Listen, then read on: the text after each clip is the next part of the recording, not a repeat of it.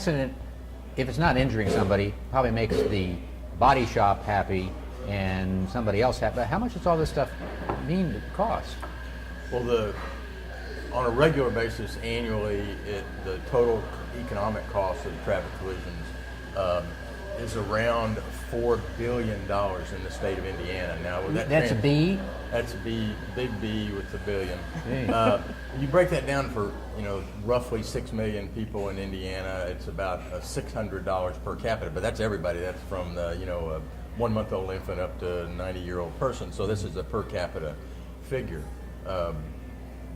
So it's an expensive proposition, and that cost really includes the sort of immediate physical damage to vehicles.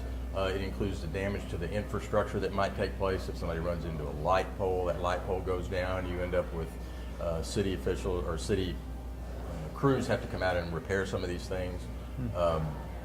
There's also the medical costs associated with any injury crashes that take place, as well as big losses associated with the productivity of individuals, and of course, that's the household fatality and employment. Yeah, productivity. Yeah, right. So, in terms of their job loss, time on the job that's lost, and just their sort of general decline in productivity for serious injuries, where people have to recuperate for many weeks from seriously incapacitating injuries. And then there's a large number attached to fatalities. We put a dollar value on. Okay, you say almost have 200,000 people in accidents. How many people, unfortunately, are losing their lives? Roughly around 800, 750 to 800 a year. And as Ryan pointed out earlier, Indiana, from 2003, we've been looking at these data since 2003.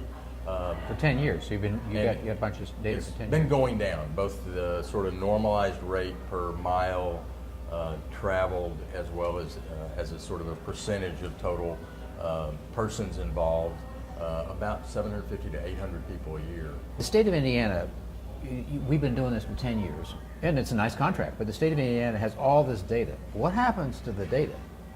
I mean, we give you all these big tome books, and what happens to it? Does anybody look at it? Yeah, absolutely. I think one of the first things that we did when we partnered with PPI was we realized what was the strengths of our data, but what were also the weaknesses, what were some areas of improvement. And we've worked through partnerships, a lot of good partners with the Indiana State Police, who house the crash records, as well as the State Supreme Court, who has now implemented an e-citation system that we can kind of view. Electronic tickets. Electronic tickets across the state. So all that information combined has really helped to paint a picture for the state. I like to always say, there's unfortunately last year 33,000 people died on roadways across America. It's a shocking number, but that's America as a whole. It doesn't really bring the picture home. When you bring it to Indiana, and we can say in Posey County there were 20 fatalities last year, and these were the roadways they were on. Not only do we provide the information to driver's ed education teachers to talk about in the classrooms, we also provide it to, because what we do at the Indiana Criminal Justice Institute, we work predominantly with law enforcement across the state to help improve safety.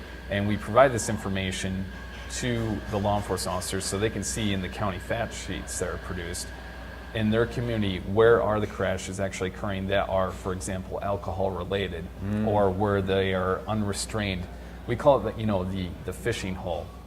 If officers want to go out and do some speed enforcement or seatbelt enforcement, everybody knows where they can go to get the easy ticket, but it's not necessarily about getting the easy ticket. It's about going where the actual problem is. And so you look at that and say, oh, this is where the unrestrained fatalities have occurred in my county. This is where we need to work the enforcement, this intersection or that, not just in the easy places.